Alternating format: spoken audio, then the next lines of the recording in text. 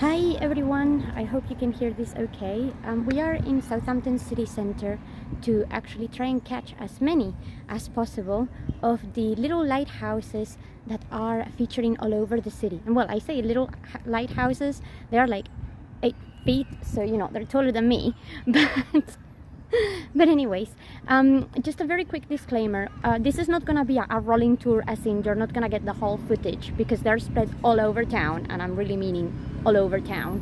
There is a total of 40 of the big lighthouses and 40 mini houses, which mini lighthouses, which actually means they are not just in Southampton, they are actually over to the Isle of Wight. So we can't see them all in one piece, and well, some of them are frankly quite far away between distances. So I'm gonna try to get as much of a continuous feed as possible, but of course there are gonna be breaks just because I only have so much tape and my legs can only do so much. So yes, we're gonna be doing that.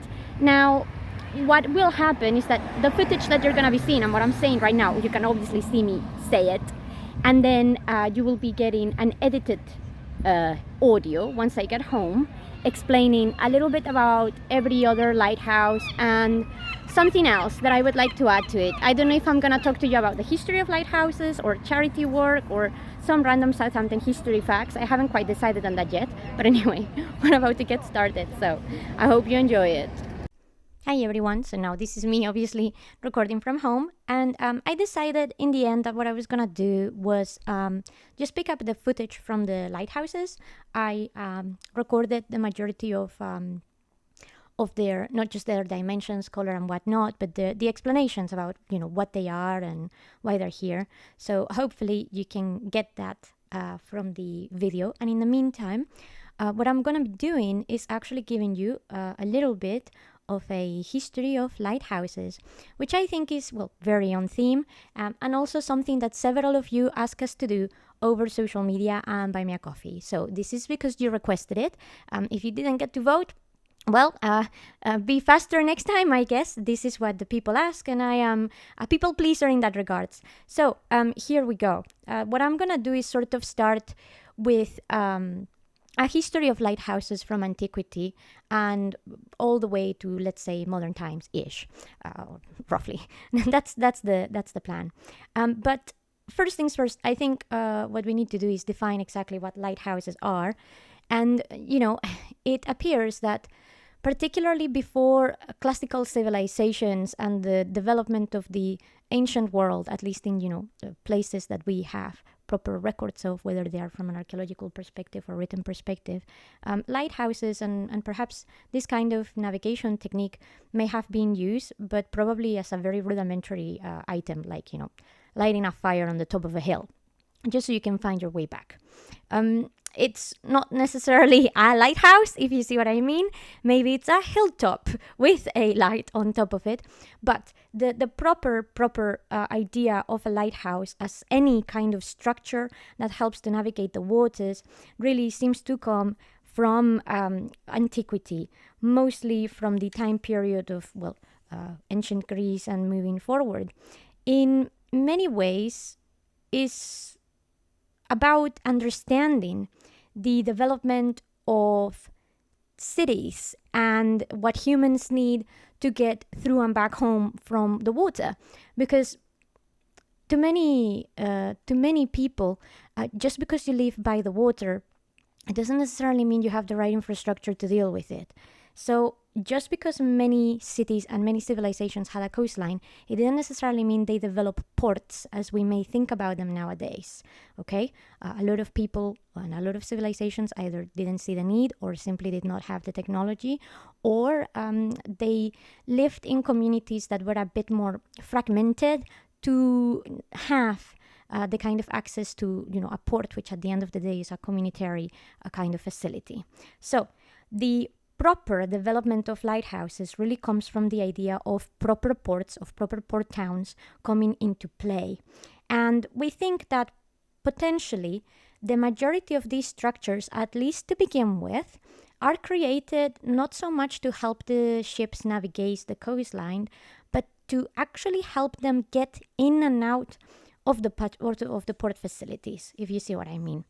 So maybe not so much as a navigation device out in the open, but well, getting in and out of a place where there are other ships involved can be also very dangerous. And we've actually known many wreckages that happen actually a lot closer to home than you would think.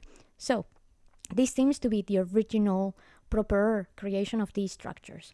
Well, we have some works that, of course, refer to early lighthouses and some people who are attributed their construction. And for this, we need to travel to ancient Greece, to the time of Homer and many that came after him. It's actually in the work of Homer that he leads us to believe that Palamedes of Nafplio creates the very first lighthouse.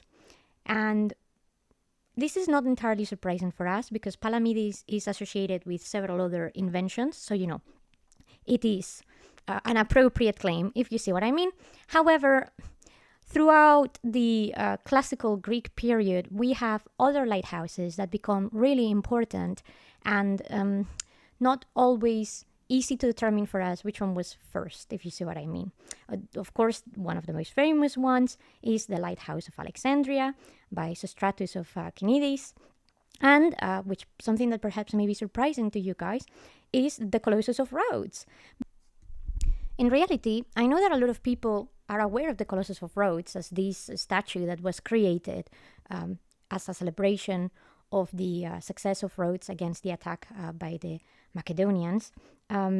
But it's actually been proposed that given the enormous size of it all, the fact that it seemed to be literally at the entrance of the port in Rhodes, and the materials that are used to do it, which are shiny, that it could have, I guess, doubled as some kind of lighthouse, if you see what I mean. Because remember, I've just said that a lighthouse is pretty much any kind of structure that helps us navigate this sort of area. So why not a statue? In many ways, it fulfills a similar purpose. So it is a theory that we need to consider. There is another very important lighthouse we have record of during the time of the golden age of Athens in the 5th century BCE or before Christ. And that is, of course, the Lighthouse of Piraeus. The port of Piraeus is the port of Athens. It has been one of the most important, bodies of water in that regards for the development of the golden age of not just Athens, Greece in general. And we know there also was an infrastructure in there that allowed the Athenians to essentially get in and out for whether this was trade, war, etc. So many ancient examples we need to consider. But if we actually move a little bit farther up in terms of historical record and we get to the Roman world, then we start understanding better how these structures were done and, the purpose of them a bit better. So if we actually move forward towards Roman times, we have a very good example in Spain, La Torre de Hércules, the Tower of Hercules, nearby A Coruña, which is actually considered the oldest known extant Roman lighthouse in the whole world. This is from the 1st century AD or before, or 1st century Common Era, whichever nomenclature you want to use. Is 55 meters tall and it overlooks the Atlantic. It's been renovated very extensively, of course, by now, particularly in the 18th century, but we start getting better ideas as to how they were, making these buildings. And in fact, we're pretty confident that the design of the Torre de Hércules is actually based on diagrams that they would have had at hand from the Lighthouse of Alexandria.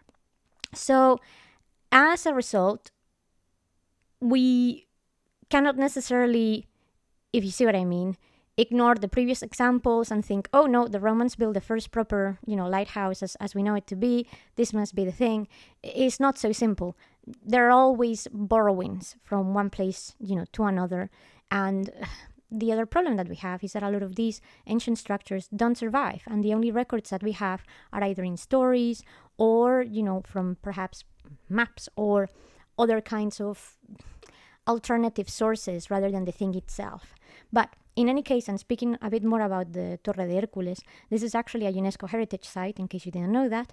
And the reason why, apparently, the lighthouse is here is due to a myth. The general history of Iberia, of Spain specifically, is quite linked with Hercules, one way or another. And the myth has it that Hercules actually slayed the giant Geryon just right there and buried him. And as a result, he ordered for the construction of a city to be built right on top of it. And supposedly, if we accept this to be the truth, the lighthouse is actually built right on top of what would be the skull and bones of the giant himself.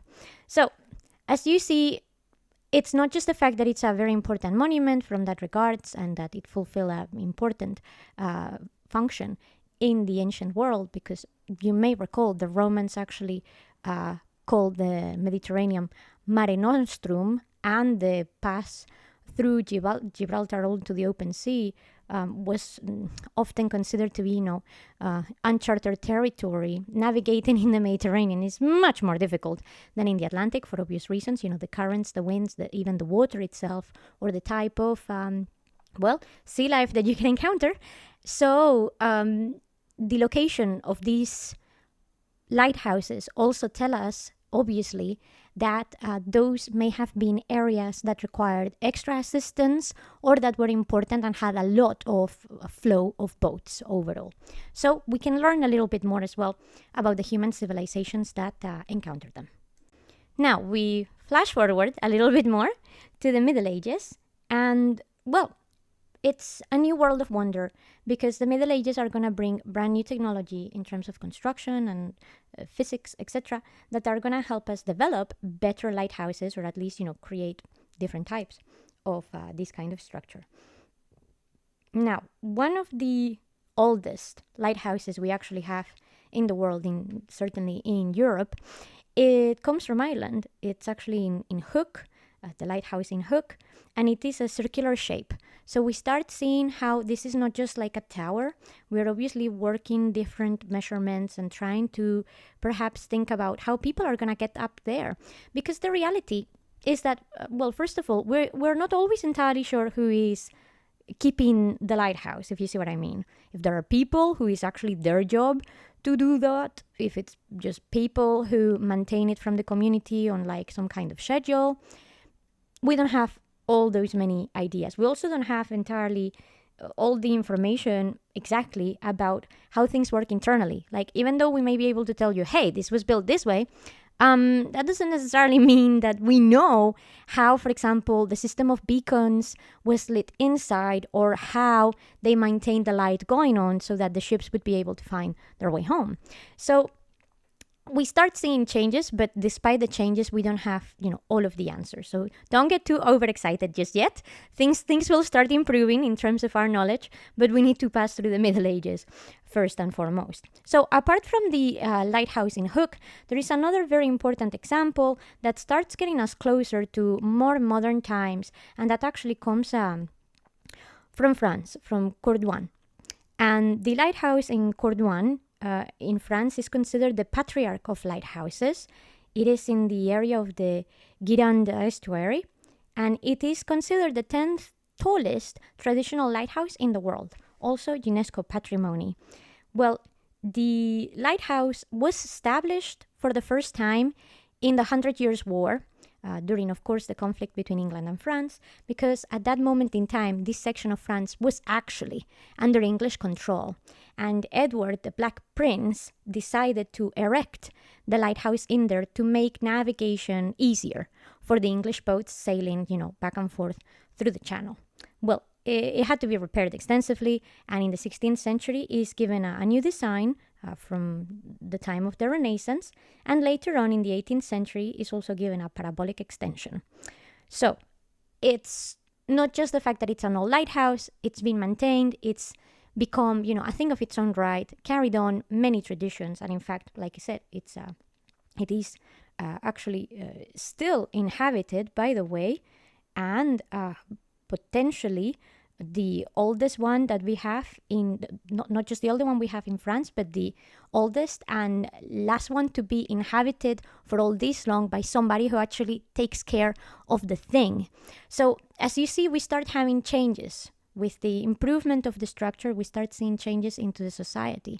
We reckon that in places like Cardouan, there would have been some kind of, lighthouse keeper, of whichever characteristic, and people may have paid the money directly for the maintenance of the lighthouse to guide the ships, or there may have been some kind of arrangement to actually collect money and be able to, do business somehow. Because of course, it's not cheap to actually keep this place going. Think about the sources of fuel to create light, whether it is, I don't know, coal, wool, not wool, sorry, wood, etc. It is a difficult material to keep on bringing back and forth into this location to keep the lighthouse going. And it's also a material that you need to be looking after. Like, how long can you actually go looking at the fire? How are you keeping this fire? How are you doing all of that? It's money, time, and resources that, are quite precious. So we start seeing some kind of better development and better acknowledgement of this as well. India, in the Middle Ages. But actually, some of the best examples of lighthouses that we have and that we ought to talk about come a little bit later in history. First of all, because the technological developments start becoming more apparent, and many of these have actually survived to our modern day time, and we can actually see them and study them in the flesh. So, some of the examples that I think are perhaps best to understand this transition in lighthouses actually come from England, which perhaps is no surprise. England has been quite important for the development of lighthouses overall, mostly because, the English landscape overall is not the greatest. Scotland later on will also have great additions to this whole technology, simply by very nature of, the coastline is rough, the channel can be tricky, and then also consider that we have the Atlantic on one side, the North Sea on the other, etc., and the Irish Sea. So, too many fingers in one pie that get things to be complicated. So one of the best examples that we actually have in England in the East Coast is in Lowestoft. Now, this was created to be a warning sign for ships going through the east of the island. It was actually a very treacherous pass if you didn't pay attention, because it was, very, very busy with ships. The east coast of England, all the way up to the Scottish border, was essentially the main line for ships moving between London and Newcastle. And Newcastle, particularly as we start getting into the early modern societies and technological developments, is going to be a big center for, factories, industry, etc. And London, of course, through the River Thames, one of the main arteries of the country. So it was just tricky, getting everybody to follow through without any altercations and everything being smooth. So the lighthouse in Lowestoft was actually very much improved and created in such a way that would persevere through the years, and in fact is still there. If you are interested or if you are local, definitely one that you should see. And alongside with this development, because it happens roughly around the same time, we also see how in England, on top of having lighthouses, we start having light boats. So that quite literally means some kind of barge or boat that is just going to be moored entirely in whichever body of water, whether it's the coast or the embankment of a river, to help with lighting and navigation.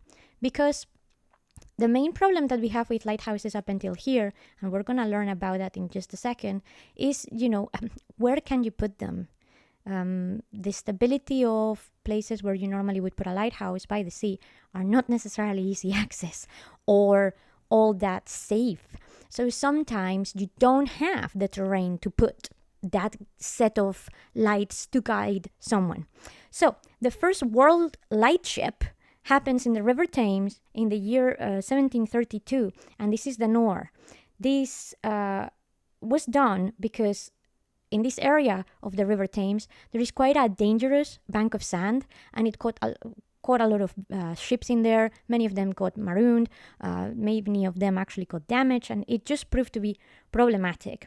So they decided, well, okay, since we cannot put a full lighthouse in here, how about we put a boat that instead serves as a lighthouse? Okay, cool. Well, the enterprise was actually so successful that England will actually start full production for this kind of ships in the early 19th century as light ships, ships that are not technically supposed to be for navigating, but purely for signaling. And in fact, these are going to become super important, particularly for the Royal Navy. So as you see, the many technological advances that start happening, as our industry improves and as we become a bit more aware of navigation, and not just that, certain superpowers start investing more in their navy, and therefore they need to take better care of their ships, start paying off. And again, many of these lighthouse enhancements will come from places like England, not just because of the terrain, but because of weather issues. So I've given you already a couple of examples, but for example, in the 18th century, there were lots of shipwrecks just off the coast of England in the area of Plymouth. In Plymouth Sound, the terrain in there is quite a nasty reef. If you are not aware of where that is, very easy again to get into a pickle. So the maritime cities in that area became aware that this was a serious problem and it needed to be salvaged somehow.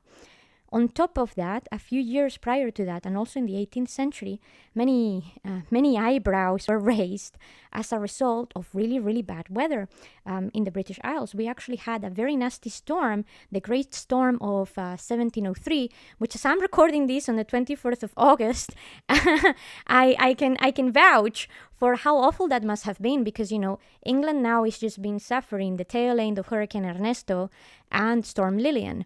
So I know the impact that has even in places like Southampton with the cruise ships now and modern technology.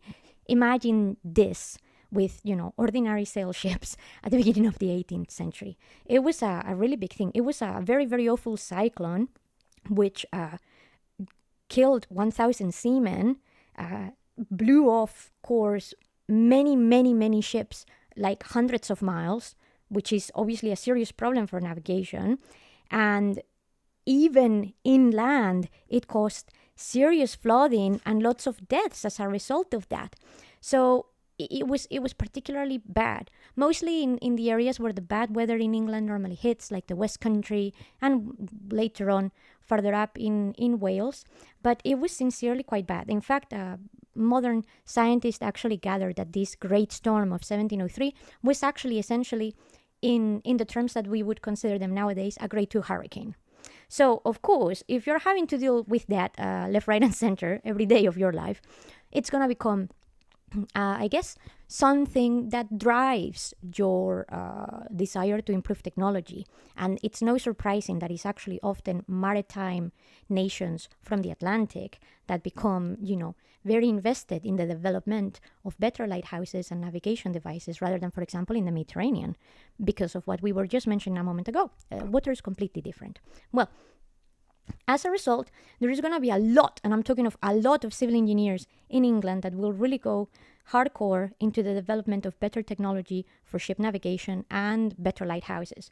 One of the most important, by the way, is John Sweeton, who in many ways rediscovers the uses of cement. He creates cement pretty much back again, and it's thanks to the ability to start producing cement properly again that we can actually make lighthouses in places where previously we weren't able to, like on very edgy cliffs and rugged rock formations. Because how do you get a tower or a structure of any kind to stick to one of those kind of terrains without, glue or something that sticks like cement? Is very hard. And that also meant that, we had a lot of hiccups to get over. So with the redevelopment of cement, the application of this into, structures like Lighthouse, and obviously improved a lot coastal navigation and the general health and safety of maritime communities and vessels, of course. Now here, of course, comes the 19th century. As I'm sure you figured, more improvements are gonna start happening, and these improvements often come from better technology, often either due to optics or lighting, which, of course, as I'm sure you gather, very important issue when we're talking about lighthouses, right? Well, in the 19th century, we have a very important development, which is the development of the Fresnel lens. Now, I'm not a physicist or a scientist myself, so I'm going to try to explain this concept to you guys the best possible. Essentially, the Fresnel lens is kind of like a compact composite lens, so it's made of different mini lenses or items, which essentially uses its new technology to capture more of the oblique light, and as a result, that means that the range that lighting can reach is longer. So, of course, it can be seen by more ships from farther away, and it improves visibility overall. Now, this lens was actually created in France, and then it would be one of those things that it will be, used by many different lighthouses all across the world once the patent was out. Well, with the development of these new Fresnel lenses and more solid structures, lighthousing business starts becoming quite different. And for this, I would like to take us as well over to the American continent, just so we can get some other examples that aren't just European. And I think perhaps the first one would be something quite surprising to you guys. So we need to rewind a few moments now that we are aware of roughly how technology has been going on and what have you not. In the 17th century, of course, with the increase of ships coming back and forth from Europe and America due to the European colonies and what have you not, we are going to need some extra lighthouses, of course. And the first proper recorded lighthouse in this area is actually in the 17th century, and in a place that perhaps that may surprise you, but it was actually in the tower of El Castillo de los Tres Reyes del Morro, which is actually in La Habana, Cuba.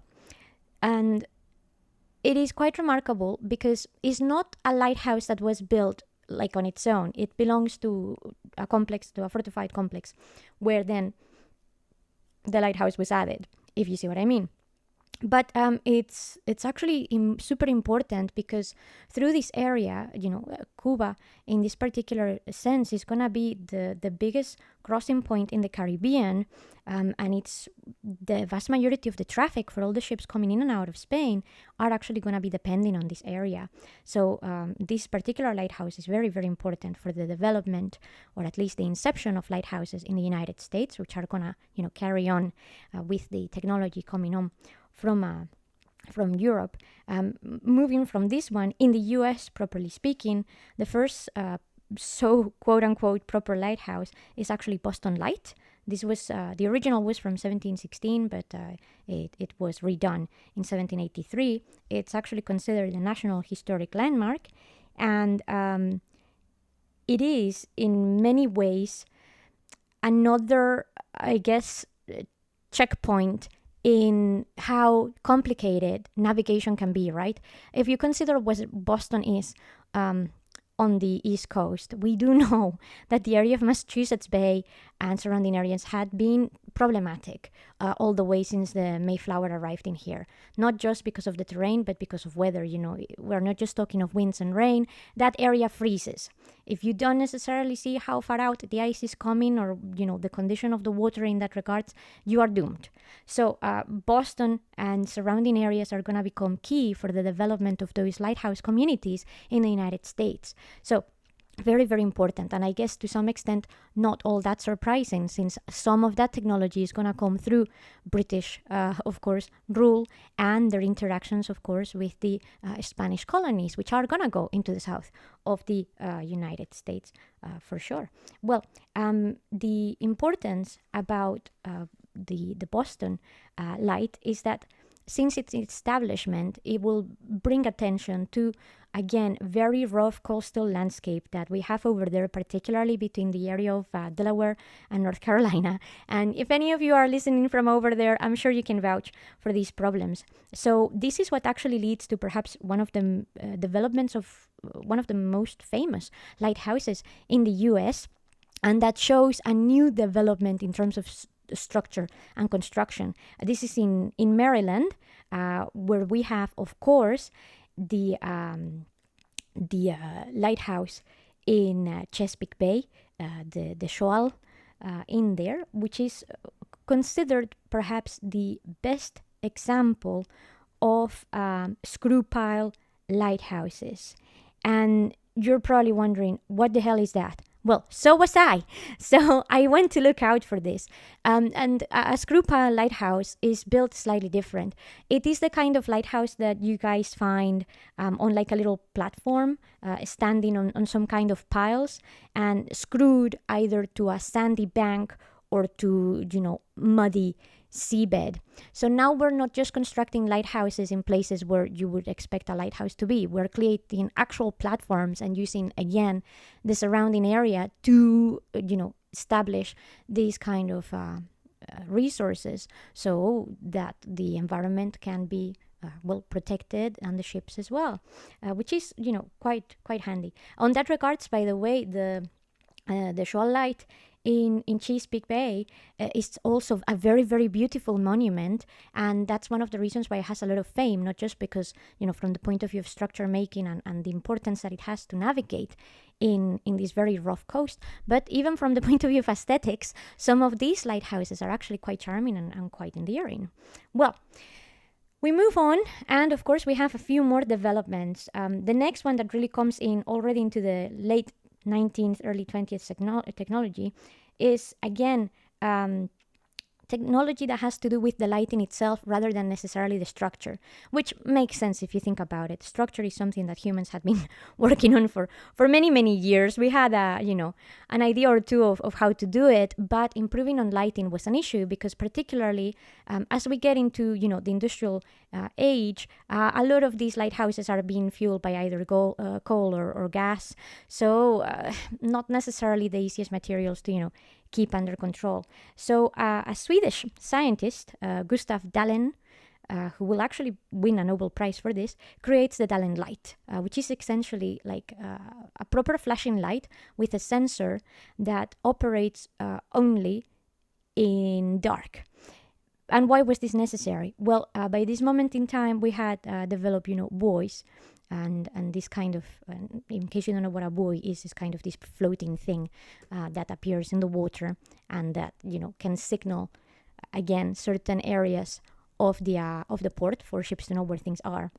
And the problem is that because of the lighting that we were using prior to the Dalén light, some buoys were being mistaken with the ship navigation light system of different vessels, and that was quite chaotic for many mariners to follow. So this gentleman realized that obviously that needed to change so that it wouldn't be confusing, and that is how he comes up with this idea, which actually really makes a huge, huge change in the way that these lighthouses are going to be run and how the ships navigate. And of course, the next change after this is something that you have probably right above you if you're listening to me right now, which is light bulbs. With the development of electricity, lighthouse maintenance and development is going to change radically. And this is, well, how the first proper electrical lighthouses start being produced in the later stages of the 19th century, particularly one that I must mention, since it's the first electrical illuminated lighthouse, properly speaking, is in the area of Kent. No surprises, hello England again, in South Foreland Lighthouse. And the rest, moving on from that, is history. So on that note, hopefully this has given you a better idea of why lighthouses are so important. I really also hope that this has helped you appreciate this beautiful trail that we have in Southampton. And if you have a few moments to come and see it in the flesh, that would be great. And if not, of course, if you have a few pennies to donate to the charity, or if you're interested in owning any of these lighthouse constructions, consider that all the money for the trail goes to charity to help with the hospital in the kids department, particularly kids working with leukemia. So thank you so much for joining the lighthouses with me. Hope you have a really lovely rest of your day, and if you're around for another tour, we'll see you very soon. Bye.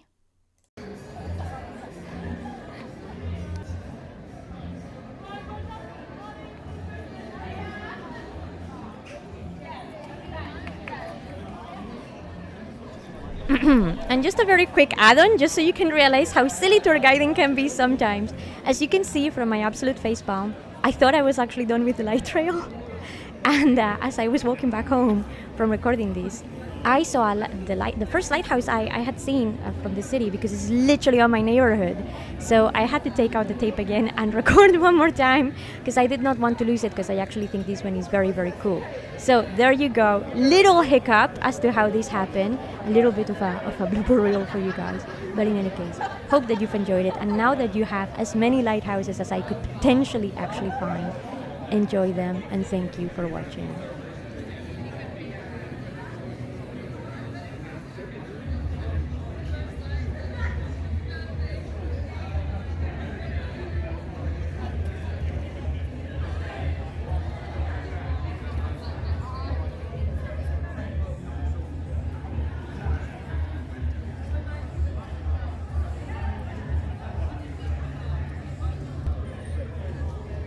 Now we're done.